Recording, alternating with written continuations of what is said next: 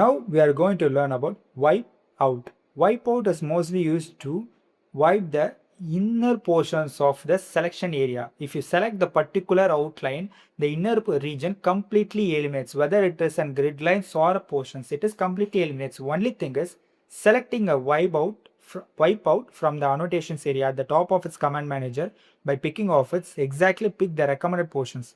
Now I just draw some of the random profiles on both the area. Using a wipeout tools, pick the required portions one by one by connecting off its point. Under a polyline, I picking each and every points one by one.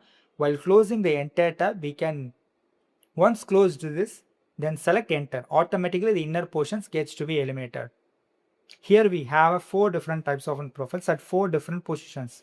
Choosing a wipeout, selecting this point, first point, second point, third one, fourth one, fifth one, and sixth one. Once it is defined, then click enter. Afterwards, the inner region completely eliminates.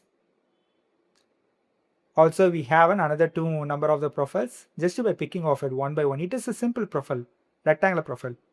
Using often corner points, it is easy to eliminate it.